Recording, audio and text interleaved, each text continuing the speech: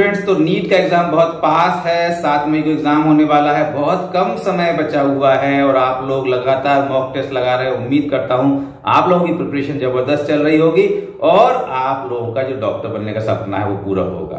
अब आपने जैसा कि टॉपिक देखा, इसका केस में मैं बात कर रहा हूं कि how to avoid negative marking, अपनी नेगेटिव मार्किंग को कैसे कंट्रोल करना है और फ्लूक्स लगाने हैं कि नहीं, तुक्के लगाने हैं कि नहीं। क्योंकि होता क्या है कि कई लोग जो है तुक्के को सही बताते हैं, कई लोग तुक्के को गलत बताते हैं। तो यहां पर मैं एक लाइन में नहीं बोलूंगा, थोड़ा डिटेल्स में समझाने की कोशिश करूंगा, आप समझ लें और यदि आपके ऊपर एप्लीकेबल हो रहा हो तब भी अप्लाई करें।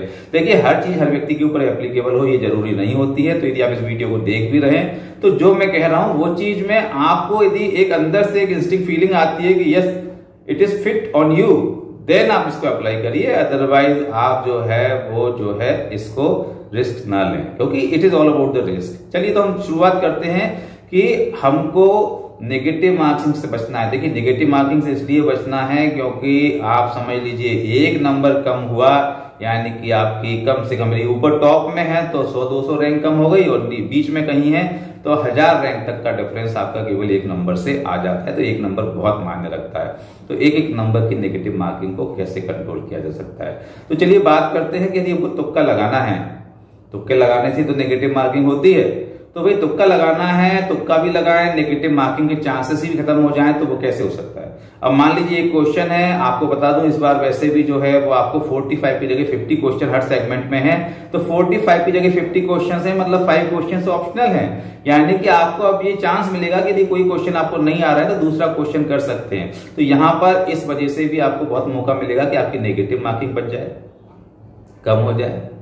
अब हम बात करते हैं कि जिन क्वेश्चंस में आपको तुक्का लगाना है तो किन क्वेश्चन में तुक्का लगाना चाहिए, किन क्वेश्चन में तुक्का नहीं लगाना चाहिए। चलिए सबसे पहले अपन बात करते हैं कि किसी भी क्वेश्चन के 4 ऑप्शन होते हैं। एक ऑप्शन बिल्कुल सही है, 100% आप जानते हैं कि वो ऑप्शन सही है, आपने लगा दिया, नेगेटिव मार्किंग की कोई गुंजाइश ही नहीं है। अब अपन लेके चलते हैं कि किसी भी क्वेश्चन में एक ऑप्शन जो है वो गलत है, दूसरा भी सॉरी 1 2 तीन ऑप्शन जो हैं वो आपको लग रहा है कि इन तीनों में से कोई हो सकता है। एक तो गलत आपको पता ही, 3 में से कोई हो सकता है। तो क्या आपको फ्लूक्स लगाना चाहिए, तुक्का लगाना चाहिए? इसके लिए आप समझ लेंगे यदि आपने प्रोबेबिलिटी पढ़ा हो तो आप थोड़ा इस चीज को समझ सकते हैं। असर्शन रीजन पढ़ा हो, प्रोबेबिलिटी देखिए आप 4 ऑप्शन, एक गलत, अब लगता है तीनों में से कोई भी हो सकता है। अब तीनों में से कोई भी हो सकता है मतलब आप समझें कि रिस्क फैक्टर ज्यादा है। इसलिए यहां पर इस क्वेश्चन में थोड़ा सा तुक्का लगाने से बचें। अब आपके पास है कि 2 ऑप्शन सही हैं, 2 ऑप्शन गलत हैं। आपको लग रहा है कि ये 2 ऑप्शन सही हैं, दोनों में से कोई एक सही हो सकता है, बाकी 2 तो श्योरली गलत है ही। जैसे पहले देखा कि एक तो श्योरली गलत है, 3 सही है। अब ऐसा लगता है कि 2 तो बिल्कुल गलत है ही। अब इन दोनों में से डाउट है कि कुछ ना कुछ हो सकता है, तो क्या करना चाहिए? उसके बाद तो लास्ट आएगा ना कि भाई एक ही सही है, तो वो तो आपने लगा ही दिया। तो देखिए, जहां आपको पता हो कि 2 ऑप्शन में डाउट है वहां आप रिस्क ले सकते हैं। सपोज करो ऐसे 10 क्वेश्चन में आप रिस्क ले रहे हैं और ऐसे 10 क्वेश्चन में से 5 आपके सही हो जाते हैं और 5 आपके गलत हो जाते हैं। तो 5 सही पर 20 क्वेश्चंस मिले और 5 गलत पर 5 नंबर कम हो गए, मतलब 15 पॉजिटिव मार्क्स फिर भी आपके।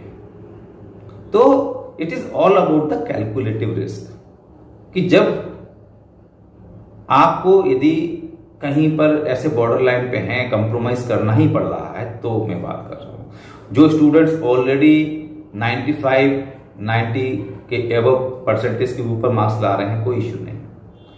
जो स्टूडेंट्स 200 250 मार्क्स ला रहे हैं, जिनका अभी 300 मार्क्स के आसपास आने का चांसेस है, उन लोगों को इस टाइप का कैलकुलेटिव रिस्क लेना पड़ेगा जिससे वो अपने 50 से 100 नंबर तक जो है वो बढ़ा पाए। ऐसा होता है कई बार, आप देखते होंगे ना केबीसी कौन बनेगा करोड़पति, उसमें होता है कई बार 2 ऑप्शंस हटा दीजिए बाकी के 2 बचते।